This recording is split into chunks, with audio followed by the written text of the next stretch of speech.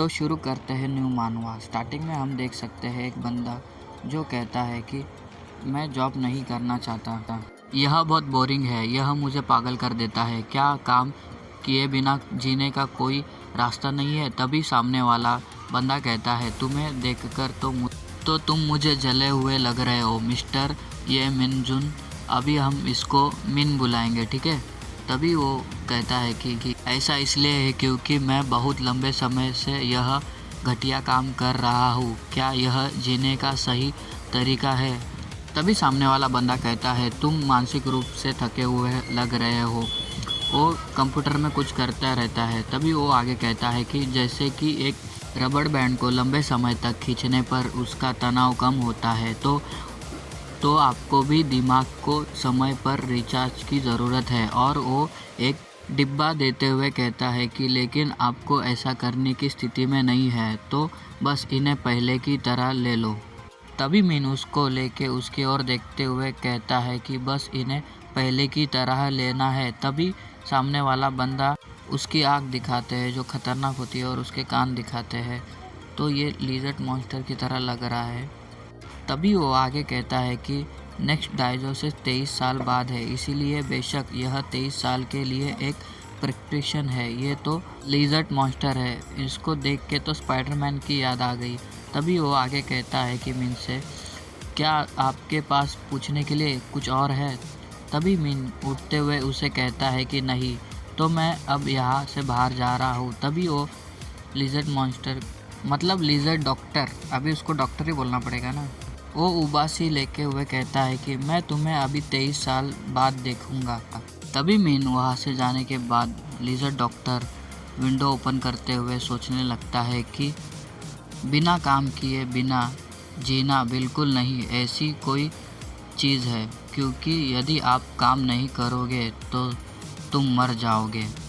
ये कहने के बाद मिन के ऊपर सीन शिफ्ट होता है। वो वहाँ से बाहर निकलता है और धूप खिली हुई होती है और वहाँ पे गार्डन में लोग बैठे हुए होते हैं, कोई खेल रहा होता है, कोई मस्ती कर रहा होता है। तभी हमारा मिन कहता है कि एक अच्छा दिन है। तभी उतने में वहाँ पे लोगों के फ़ोन में मैसेज आता है कि खतरे का अलर्ट हुआ है। तभी मैसेज आता है कि उन्हें सभी लोगों को शेल्टर में जाना होगा, सुरक्षित जगह पे लेके जाना होगा। तभी मिंग के पास दिखाते हैं, मिंग के पास भी फ़ोन आता है। तभी वो फ़ोन उठा के हुए कहता है कि हाँ बोलो। तभी सामने वाला बंदा कहता है मिन चलो काम है, कोई बैंक डकैती हुई है।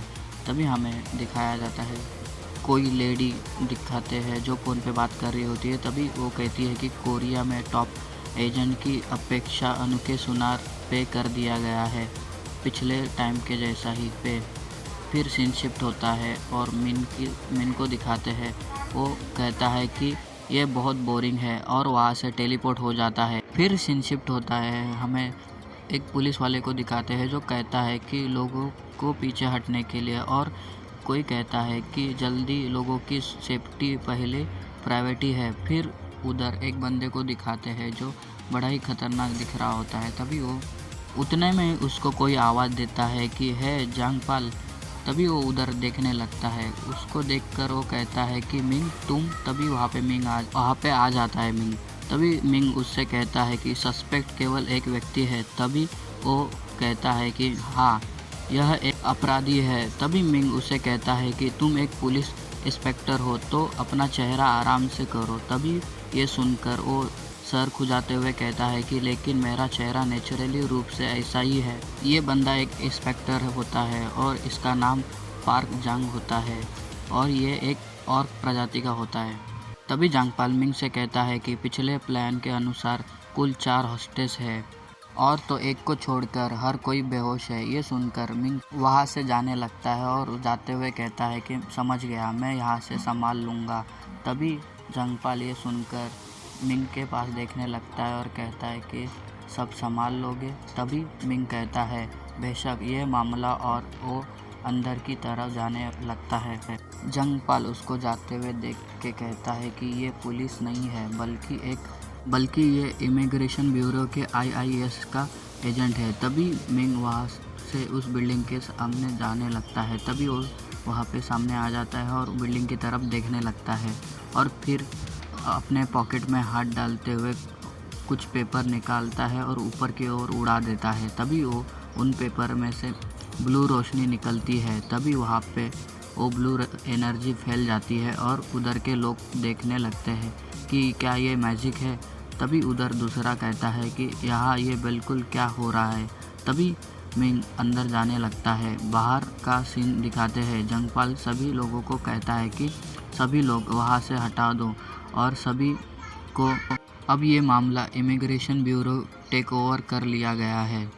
तभी जंगपाल पीछे मुड़कर देखता है और कहता है कि क्या इंस्पेक्टर मैजिक करते हैं मिन। तभी दूसरा इंस्पेक्टर कहता है कि हाँ, क्या ये इमिग्रेशन ब्यूरो ये चार्ज लिए है, ये इमिग्रेशन नहीं है, ये इमिग्रेशन पर ये क्या कर कैसे आए हैं। तभी जंगपाल उससे कहता है क्या तुम इमिग्रेशन ऑफिसर और इमिग्रेशन ब्यूरो के बीच में अंतर के बारे में भी नहीं जानते, ये क्या सीखा है तो तुम स्कूल में क्या किए। ये सुनकर वो दूसरा इंस्पेक्टर चेहरा बनाते हुए कहता है कि मैं नाइट शिफ्ट में काम करता था, इसीलिए क्लास के दौरान मैं सोने में बिजी था। तो वो रोते हुए कहता है कि मेरे पास पैसे कमाने के लिए भी पर्याप्त टाइम नहीं था, मेरे पास पढ़ाई के लिए टाइम भी कैसे होगा।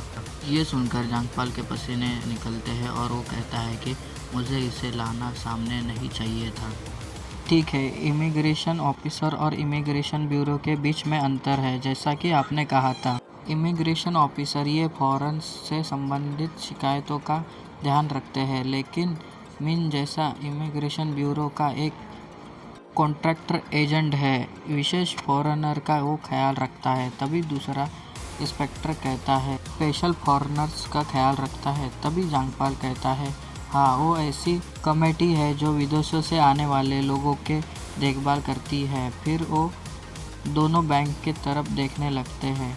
ये इलीगल ग्रेमेशन ये अलग ही लेवल पर है। तो हमें दिखाते हैं कि एक बदमाश जो एक लड़की के बाल पकड़ते हुए घसीटते हुए लेके जा रहा होता है, तो वो कहता है बहुत दूर से कोई बिन बुलाया मेहमान आया है।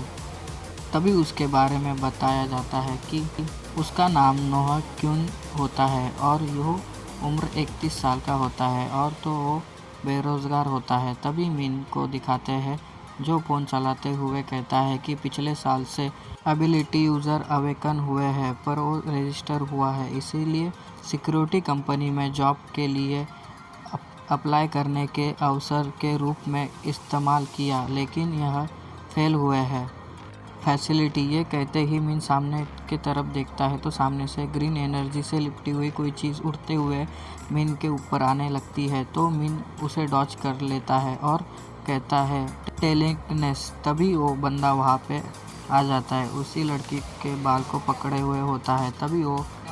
तभी वो विलन कहता है कि तुम्हें किसने कहा कि तुम अंदर आ सकते हो, क्या तुम्हें पुलिस ने राहत मिली है, तुम खुद अंदर आ गए।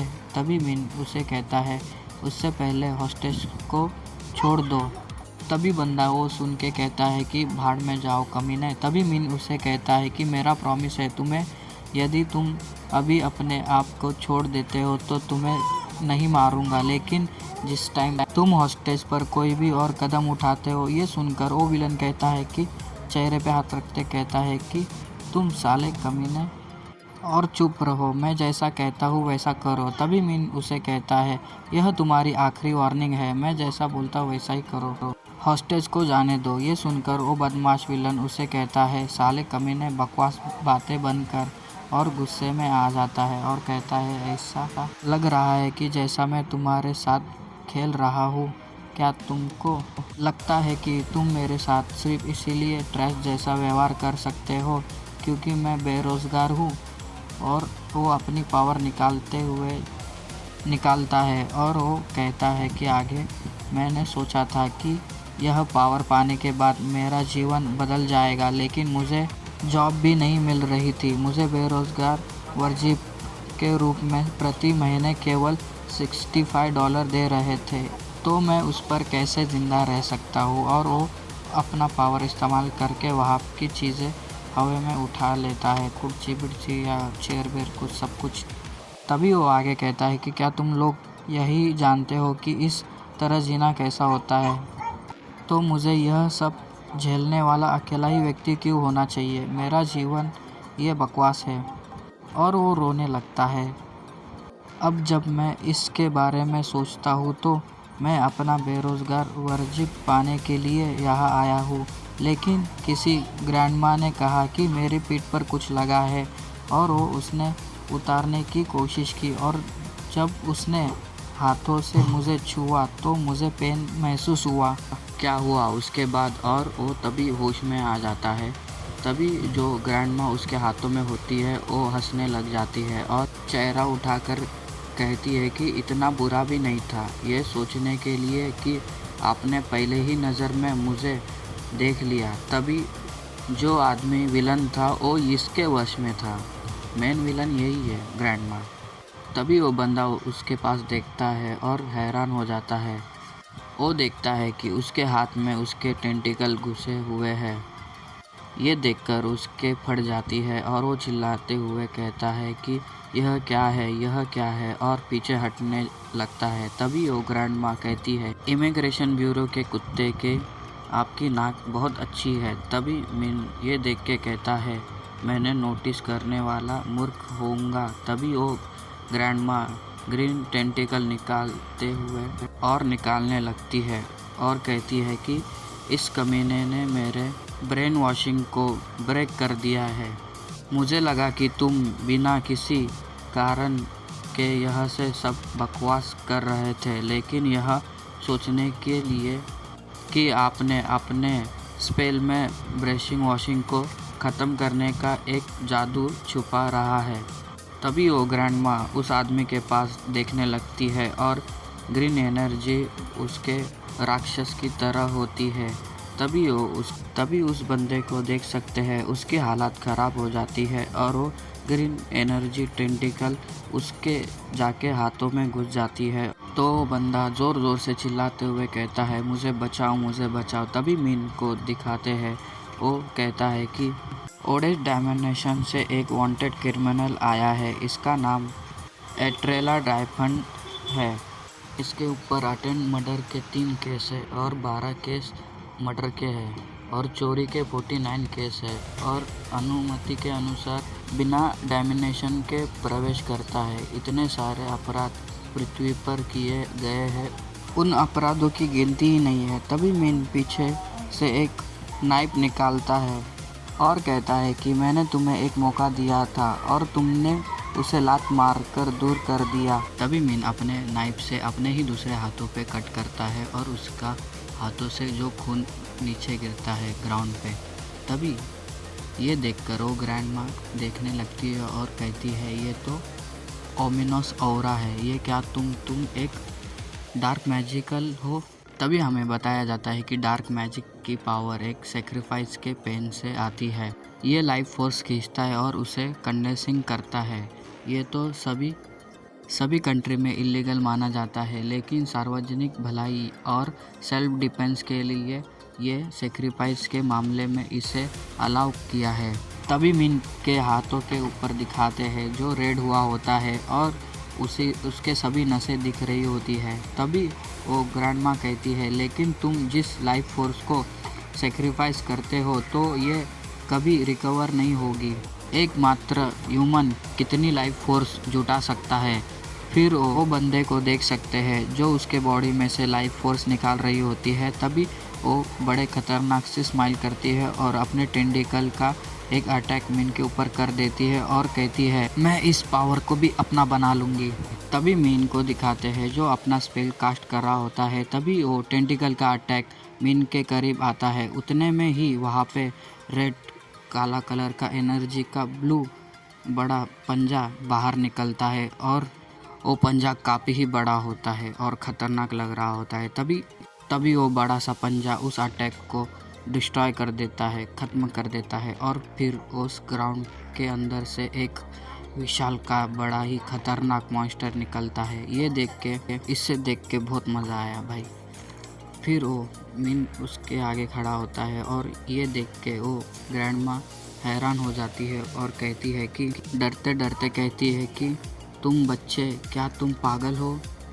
एक नॉर्मल इंसान इतनी बड़ी मात्रा में डार्क मैजिक का उपयोग कैसे कर सकता है। ये उसने कितनी लाइफ फोर्स को सेक्रीफाइस कर दिया है। यह सोचना कि उसने केवल इससे निपटने के लिए अपनी लाइफ के लिए कितने सालों की सेक्रीफाइस दिया है। और वो डरते डरते कहती है तुम क्या। ये सुनकर मिन कहता है कि डेविल से स्माइल करते हुए कहता है कि हाँ, मुझे नहीं यकीन है। ये कहते ही ये पार्ट ख़त्म होता है। और एक्सप्लेन अच्छा लगा तो लाइक और सब्सक्राइब कर देना और मिलते हैं नेक्स्ट एपिसोड में।